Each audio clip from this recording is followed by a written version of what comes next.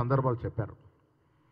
మోడీ ఇవన్నీ కూడా పెడిచోని పెట్టినాడు. కారణం ఏంటంటే ఒకసారి జేపీసీ కాన్స్టిట్యూట్ చేయబడి నిష్పక్షపాతంగా ఎంక్వైరీ జరిగితే మోడీ గారు ప్రధానమంత్రిగా పదవి బాధ్యతలను తప్పుకోవాల్సిన పరిస్థితి వస్తుంది. దీంట్లో బాహాటంగా మోడీ యొక్క పాత్ర వల్లే అదాని ఈ దురాఘాతకాలకు పాడిపోతున్నారని వాస్తవం. నిన్న సెబీకి సమాన సంపత్తి కలిగినటువంటి సంస్థలాగానే అమెరికాలో సెక్యూరిటీ ఎక్స్చేంజ్ కమిషన్ బాహాటంగా అదాని యొక్క కుంభకాన్ని బయటపెట్టడం జరిగింది. అందులోనూ మన దేశంలో 4 రాష్ట్రాల్లో ఆంధ్రప్రదేశ్, తమిళనాడు తదితర రాష్ట్రాల్లో దాదాపు 2000 కోట్ల ముడుపులు ప్రభుత్వంలో ఉన్నటువంటి పెద్దలకి, అధికారులకి ముట్ట చెప్పినారు. తద్వారా 16,000 కోట్లకు పైగా లబ్ధి పొందినారన్న మాట ఇవాళ సెక్యూరిటీ ఎక్స్చేంజ్ కమిషన్ చెప్తా ఉంది. చాలాసార్లు రాహుల్ గాంధీ గారు ఎన్ని మార్లు గొగ్గోలు పెట్టుకున్నా మాధవి బుచ్ కానీ ప్రధానమంత్రి కానీ ఎక్కడ స్పందించలేదు. అదాని యొక్క ఆగడాలు అన్ని రంగాల్లో స్టాక్ మార్కెట్ని మ్యానిపులేట్ చేసినటువంటి పరిస్థితి గతంలో చూసాం. ఫండ్స్ని ఏ రకంగా అంటే స్టాక్ ఎక్స్చేంజ్లో వారి ఓవర్ ప్రైజింగ్ చేసుకొని వారి షేర్ మార్కెట్ని పెంచుకొని దాని ఆధారంగా రుణాలు పొంది ఏ విధంగా కోల్ని ఓవర్ ప్రైజ్ చేసినారు, ఏ విధంగా షేర్స్ని ఓవర్ ప్రైజ్ చేసుకొని చూపించినారు, తద్వారా అవసరానికి మించి అర్హత లేకుండా రుణాలు పొందినారో గతంలో కూడా రాహుల్ గాంధీ గారు చెప్పడం జరిగింది.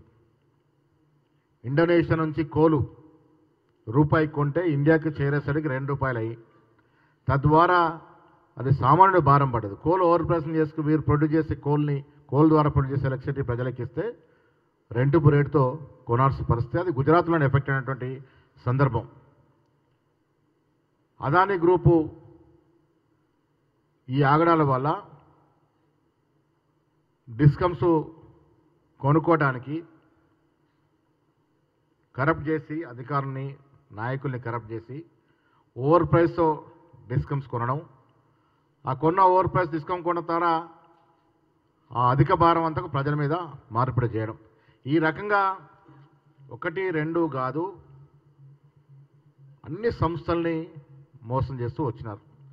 వీరికి అమెరికాలో కూడా వ్యాపారాలున్నాయి కాబట్టి అమెరికా చట్టాల రీత్యా కూడా అమెరికాలో ఉన్న ఇన్వెస్టర్స్ కూడా మోసం చేసినారు.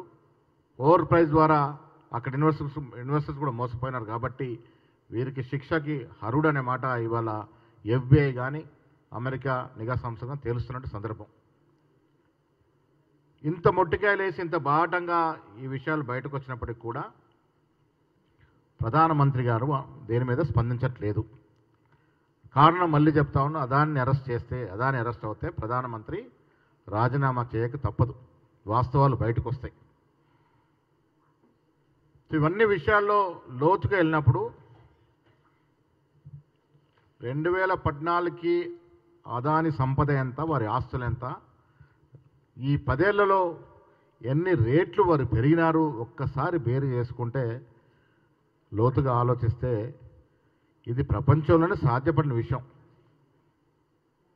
కేవలం 10 ఏళ్లలో వారు ఆర్థికంగా పెరిగిన రీతి చూస్తే ఇది ఆశ్చర్యకరం. కేవలం అధికార యంత్రాంగం, కేంద్ర ప్రభుత్వం వారికి బాసటగా ఉండడం వల్లే ఇన్నంతలుగా అక్రమంగా పెరిగారనేది వాస్తవం.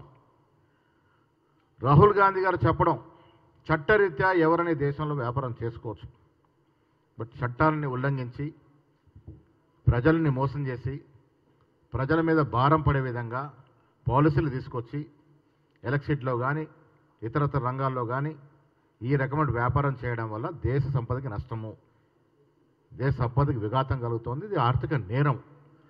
పోర్ట్లు, ఎయిర్పోర్ట్ కూడా ఏ రకంగా వారు ఛేదించుకున్నారో మనం గతంలో చూసినటువంటి పరిస్థితి. ప్రధానమంత్రి అండతో ఈ ఆగడాలు చేస్తూ విచ్చలవిడిగా వీరు సంపద పెంచుకున్నారు అనేది వాళ్ళ వాస్తవం అనేది రుజువైంది. ఇలా అమెరికా సంస్థలు చెప్పడం ఇది తేట తెల్లమైంది. రాహుల్ గాంధీ గారు పదే పదే గత సంవత్సరం కాలంగా చెప్తున్నటువంటి మాటలు ఇవాళ నిజమైనవి. ఇవాళ దేశంలో ఒక 100 కోట్ల కరప్షన్ జరిగిందంటే జార్ఖండ్ ముఖ్యమంత్రిని అరెస్ట్ చేసి లోపల పెట్టినట్టు సందర్భం. నేషనల్ హెరాల్డ్ పేపర్లో మా పేపర్లో మేము పెట్టుబడులు పెట్టుకున్న తీరును తప్పుపడుతూ రాహుల్ గాంధీ గారిని ఈడీ పిలిచి గంటల తరబడి విచారించిన పరిస్థితి. మరి ఇలా ఎన్ని వేల కోట్ల కుంభకోణం జరిగింది అని వాస్తవాలు బయటకు వచ్చిన తర్వాత కూడా ఇవాళ మోడీ గారు పెదవిప్పపోవడం అనేది ఈ ఆర్థిక నేరంలో వారికి కూడా భాగస్వామ్యం ఉంది కాబట్టి వారు మాట్లాడలేదు. కాంగ్రెస్ పార్టీ డిమాండ్ అదానిని తక్షణమే అరెస్ట్ చేయాలి. తక్షణమే జాయింట్ పార్లమెంటరీ కమిటీ ఈ అలిగేషన్స్ మీద విచారణ జరపాలి. అయితేనే వాస్తవాలు బయటకు వస్తాయి. ఇలా అమెరికా సంస్థలు ఈ వాస్తవాల్ని బహిర్గతం చేసినాయి కాబట్టి ఇప్పటికైనా మేలుకొని ప్రధానమంత్రి గారు చిత్తశుద్ధి ఉండి మీరు మాటికి ఈ దేశం గురించి గొప్పలు చెప్పుకునే వ్యక్తిగా ఈ దేశంలో ఇంత బాజాప్తో దోపిడీ జరుగుతూ ఉంటే కళ్ళు మూసుకొని కూర్చోవడం అనేది మీ డొల్లతనాన్ని బయటపెడతా ఉంది. తక్షణమే అదాన్ని అరెస్ట్ చేయాలి. జేపీసీ కమిటీని వేయాలి. తద్వారా విచారణ జరపాలి. ఎక్కడెక్కడ ఏ రకంగా అయినా బ్రైబ్ చేశారు, తద్వారంగా ఏ రకంగా లబ్ధి పొందినారు, ఆ లబ్ధి పొందడం మూలన దేశ ఆర్థికకి ఎంత విఘాతం కలిగింది, సామాన్యుడు ఎంత భారం పడింది, ఇవన్నీ కూడా లోతుగా అధ్యయనం చేయాల్సినటువంటి అవసరం ఉంది. సోలార్ పవర్లో డిస్కౌంట్ చేయించడం కోసం ఈయన నాయకులకి అధికారులకి 2000 కోట్ల మేరకు ముడుపులు ఇచ్చినారన్నది ఇవాళ బయటకు వచ్చినటువంటి వాస్తవం. దీని మీద తక్షణమే చర్యలు ఉండాలని కాంగ్రెస్ పార్టీ డిమాండ్ చేస్తూ ఉంది.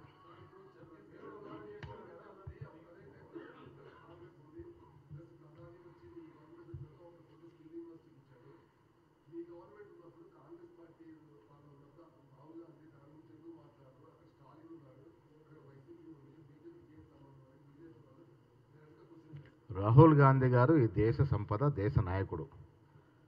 మావారు ఉన్నారు, మీ వారు ఉన్నారని కాదు. ఎవరున్నా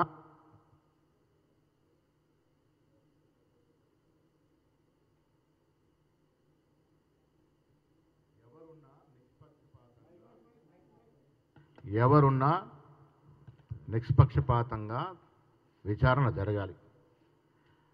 దాంట్లో తన మన భేదం లేకుండా ఈ దేశానికి జరుగుతున్న నష్టాన్ని వారు వెత్తి చూపుతా ఉన్నారు. ఇప్పుడు రుజువైతే మేము అదే అడుగుతున్నాం ప్రధానమంత్రి గారిని, మోడీ గారిని, జేపీసీ ఏమైనా ఎందుకు అడుగుతా ఉన్నాము? జేపీసీ వేస్తే ఇవన్నీ బయటకు వస్తాయి కదా, పాలు నీళ్లు తేలిపోతాయి కదా. ఎవరు దీంట్లో దోషులుగా తేరినా శిక్షించబడాలి. అది సామాన్య కార్యకర్తన వర్తించాలి, ప్రధానమంత్రిగా వర్తించాలి. ఇప్పుడు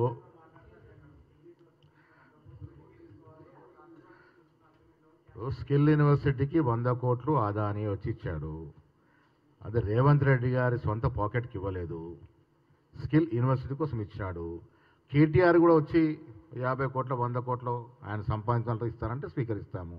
ఇది ప్రజల అవసరాల కోసం ఇచ్చినటువంటి సొమ్ము. వ్యక్తిగతంగా ఇప్పుడు గతంలో ఈ రాష్ట్రంలో అదాని కార్యకలాపాలు జరిగినాయి, అప్పుడు మీకు వ్యక్తిగతంగా డబ్బులు ముట్టినాయి. ఇక్కడ ఎవరు వ్యక్తిగతంగా డబ్బులు తీసుకోలేదు. బాజాప్తా ఆన్ రికార్డ్ స్కిల్ యూనివర్సిటీ కోసం ఆయన 100 కోట్లు ఇచ్చినాడు. ఇది ఎవరు పాకెట్లకు పోయే అమౌంట్ కాదు. అందుకే నేనేమంటప్పుడు చట్టరీత్యా ఎవరు వ్యాపారం చేసుకున్నా చట్టాలకు లోబడి వ్యాపారం చేసుకుంటే మాకు ఇబ్బంది లేదు. ఈ పర్టికులర్ అంశంలో చట్టానికి వ్యతిరేకంగా కార్యక్రమాలు జరిగాయనేది వాళ్ళ బయటకు వచ్చినట్టు వాస్తవం. దాని మీద జేపీసీ అడుగుతూ ఉన్నాం. జాయింట్ పార్లమెంటరీ కమిటీలు అందరూ ఉంటారు, అన్ని పార్టీలు వారు ఉంటారు. న్యాయంగా విచారణ జరగాలి. దోషులు ఎవరైనా తేలాలి. దోషులు తేలిన తర్వాత కదా ఈ పార్టీ వారు ఆ పార్టీ వారు అని తెలిసేది. 2014 2024 వరకు ఈ దేశంలో జరిగిన ప్రతి లావాదేవీలో కేంద్ర ప్రభుత్వం ఆధారినటువంటి డిపార్ట్మెంట్ జరిగిన ప్రతి లావాదేవీలో అదాని పాత్ర ఉంది. ఇదొక అంశం. ఈ 4 రాష్ట్రాల్లో సోలార్ పవర్ కోసం వారు డబ్బులు ఇచ్చారనేది ఒక అంశం. కానీ ఇది కాకుండా పోర్ట్స్ కానీ, ఎయిర్పోర్ట్స్ కానీ, కోల్ కానీ, ఆయిల్ కానీ, టెలికాం కానీ, సోలార్ కానీ ఇవన్నీ కూడా కేంద్ర ప్రభుత్వం ఆధీనమైనటువంటి డిపార్ట్మెంట్సే. అక్కడ అన్నిట్లో ఆయన పాత్ర ఉంది, అన్నిట్లో ఆయన వ్యవహారం ఉంది, అన్నిట్లో ఆయన తలదూర్చాడు, అన్నిట్లో ఆయన అవినీతికి పాల్పడ్డాడు. డెఫినెట్గా మా ప్రభుత్వం చేసినట్టు ఒప్పందాలు కూడా చట్టరీత్యా ఉంటే ముందుకు సాగుతాయి. ఇప్పుడు 45,000 కోట్ల ఒప్పందాలు చేసుకున్నాం, ఒక ఆదానితోనే కాదు కదా. దావోస్లో దాదాపు 45 నుంచి 50,000 కోట్ల రూపాయల మేరకు ఒప్పందాలు జరిగాయి వివిధ కంపెనీలతో. ఇవన్నీ చట్టరీత్యా ఉన్నాయి, ముందుకు పోతాయి. చట్టంలో లోబడి లేకుండా బయటకు వెళ్ళిపోతాయి.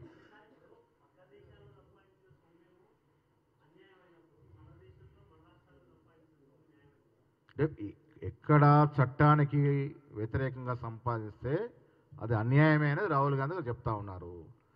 రాహుల్ గాంధీ గారు స్పష్టంగా అడుగుతా ఉన్నారు. ఇప్పుడు ఈ దేశంలో అదానీ గారి సంపద 2014 నాటికి ఎంత, ఇన్ని వందల రేట్లు ఎట్లా పెరగలిగినాడు, ఎవరి వెలుసులుబాటు వల్ల, ఎవరి సహకారం వల్ల పెరిగినాడు, దానికోసం కదా జేపీసీ అడుగుతా ఉన్నాం. ఇప్పుడు నిష్పక్షపాత ఎంక్వైరీ జరగాలి, విచారణ జరగాలి. దానిలో దోషులో రేపు నా తమ్ముడో నా అన్ననో వెళ్తాడు, వెళ్ళినప్పుడు డెఫినెట్గా శిక్షకు అర్హుడవుతాడు కదా.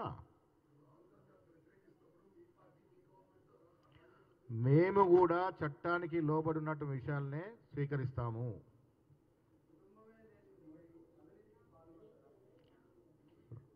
డబ్బు వ్యామోహం కన్నా అధికార వ్యామోహం అన్నది చాలా డేంజరస్ అనేది మన పూర్వీకులు చెప్పినారు. డబ్బు వ్యామోహం కన్నా పదవి వ్యామోహం చాలా భయంకరమైనది.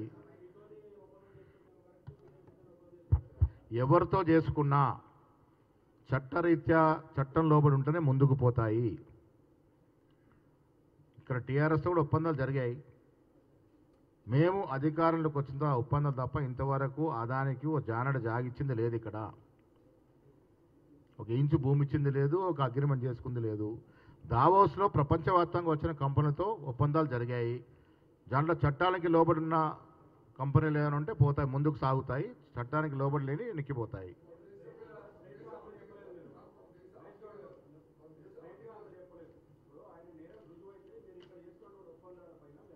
పునరాలోచిస్తాము, డెఫినెట్గా సమీక్షిస్తాము. రేవంత్ రెడ్డి గారికి ఒక స్పష్టత ఉంది. రాహుల్ గాంధీ గారు ఒక విషయం మాట్లాడుతున్నారంటే అదే స్పష్టత రేవంత్ రెడ్డి గారిది, మాది కూడా అదే లైను. రేవంత్ రెడ్డి గారిది మాది కూడా. ఏఐసిసి అగ్రనాయకుడు ఒక విషయం మాడితే అదే లైన్లో మేమందరం ఉంటాము. చట్టానికి లోబడి జరిగే వ్యాపారాలే తెలంగాణలో అనుమతిస్తాము. చట్టానికి వ్యతిరేకంగా ఏ వ్యాపారం ఉన్నా ఇక్కడ అనుమతించబడదు.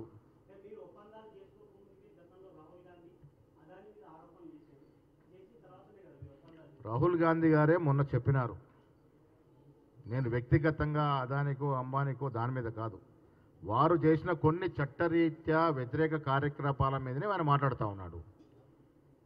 అదాని గారు న్యాయంగా వ్యాపారం చేసుకుంటే మాకేం నొప్పి ఉంటుంది? ఇప్పుడు ఇతరత్ర వ్యాపారస్తుల మీద మేము మాట్లాడలే కదా. ఈ దేశంలో బడా వ్యాపారస్తులు వందల్లో ఉన్నారు. వారు జాగ్రత్త వ్యాపారాలు చేస్తుంటే మేము ఎక్కడ మాట్లాడలే, ప్రోత్సహిస్తూనే ఉన్నాం. దేశంలో అభివృద్ధి జరగాలి, వ్యాపారం జరగాలి, పరిశ్రమలు రావాలి. కానీ చట్టాన్ని తూట్లు పొడిచి ఎక్కడ ఏ రంగంలో అయితే వారు చేశారో ఆ రంగాల మీద జేపీసీ రావాలి, ఎంక్వైరీ జరగాలన్నది మా న్యాయం.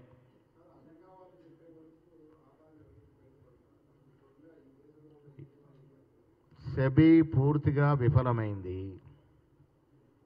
ఈ మాధవి బుచ్ అనే చైర్మన్ లాలూచి పడింది, ఆవిడని తొలగించండి అని రాహుల్ గాంధీ గారు గతంలోనే చెప్పారు. సెబీ ఉద్దేశపూర్వకంగానే వీరి యొక్క లొసుకుల్ని బయటకు రాకుండా చేస్తూ ఉంది. దానికి ఉదాహరణ కూడా ఈ మధు బి వాళ్ళ భర్తకి అదాని కంపెనీతో సంబంధాలు ఉన్నాయని గతంలో బయట పెట్టడం జరిగింది. అయినప్పటికీ కూడా సెబీ చైర్మన్ ఇంతవరకు మోడీ గారు తొలగించలేదంటే దాని అర్థం ఏంటి? ఇది దేశ ప్రజలు అర్థం చేసుకోవాలి. సెబీగిన న్యాయంగా విచారణ జరిపి ఉంటే ఇలా అమెరికా సంస్థ వచ్చి మనకి వాస్తవాలు చెప్పాల్సిన పనే లేకుండే. సెబీ ఫెయిల్ అయింది. ఈ దేశంలో ఈడీ, సిబిఐ, ఎఫ్బిఐ అన్నీ కూడా ప్రధానమంత్రి గుప్పిట్లో పనిచేస్తూ ఉన్నాయి. ఈ దేశంలో ఇప్పటివరకు నామోదైనట్టు ఈడీ కేసుల్లో 96.4% కేసులు ప్రతిపక్షాల మీదనే జరిగినాయి. ప్రతిపక్షాలను లొంగదీసుకోవడానికి, ప్రతిపక్షాలను బెదిరించడానికి, ప్రతిపక్షాలను ఇబ్బంది పెట్టడానికి ఈడీని, సిబిఐని ఈ దేశంలో బీజేపీ పార్టీ వాడుతూ ఉంది. ఇది స్పష్టమైంది. ఏ తప్పు చేయని రాహుల్ గాంధీని కూడా 3 రోజులు ఈడీ ఆఫీస్కి పిలిపించినారంటేనే దాంట్లో స్పష్టత వస్తూ ఉంది. రాహుల్ గాంధీ ఎక్కడ వ్యాపారం చేయలే, మా సొంత పేపర్కి పెట్టిన నిధుల్లో తేడాలు ఉన్నాయని మమ్మల్ని పిలిచినట్టు సందర్భం. సో ఈ దేశం అంతా కూడా బడా వ్యాపారస్తుల కోసం ఈ దేశంలో అంటూ బీజేపీ పార్టీ పనిచేస్తూ ఉంది. ఇది బీద ప్రజానీకం పార్టీ కాదు, ఇది పెత్తందర్ల పార్టీ. కేవలం కార్పొరేట్ సెక్టర్ని ఈ దేశంలో పెంచడానికే పనిచేస్తూ ఉంది. ఇవన్నీ కూడా దానికి ఉదాహరణలు, రుజువులు.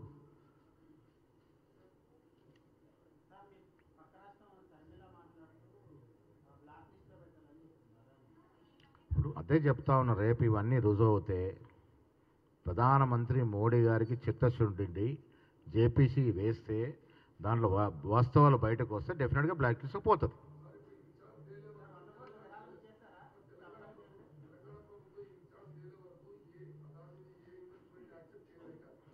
అదానీ అయినా అంబానీ అయినా మేం చేసుకున్న ఒప్పందాల్లో నిజాయితీగా ఈ దేశంలో ఉన్న చట్టాలకి లోబడి, మన రాష్ట్రంలో ఉన్న వ్యాపార చట్టాలకు లోబడి ఆ కార్యక్రమాలు ముందు సాగుతాయి. డీవియేషన్ అయి చట్టానికి తోట్టుపడిస్తే ఆఫ్ అవుతాయి. ఇది వాస్తవం.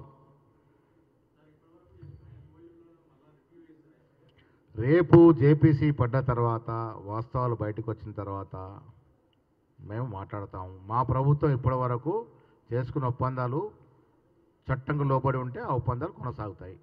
చట్టానికి విరుద్ధమని తేలితే అన్నీ కూడా రద్దు అవుతాయి.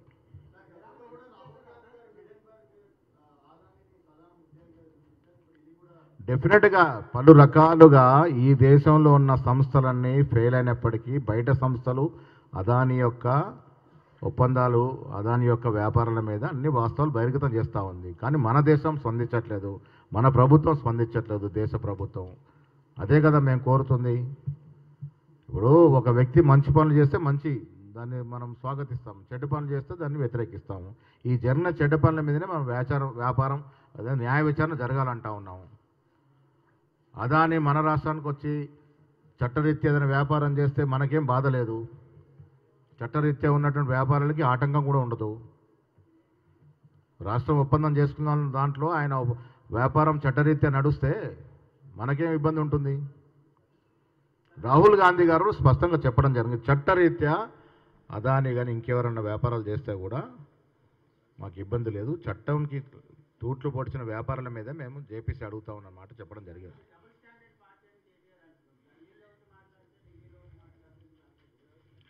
మాది ఒకే స్టాండు, బీద ప్రజల అభ్యున్నతే మా స్టాండు. కేటీఆర్ బీజేపీ వేరు కాదు. గతంలో చాలా ఉదాహరణలు మేము ఇచ్చినాము. బీజేపీ బీఆర్ఎస్ పార్టీ ఒక్కటే. ఇంకా దాన్ని రుజువు చేసుకున్న సంవత్సరం ఆల్రెడీ రుజువు అయినటువంటి అంశం అది.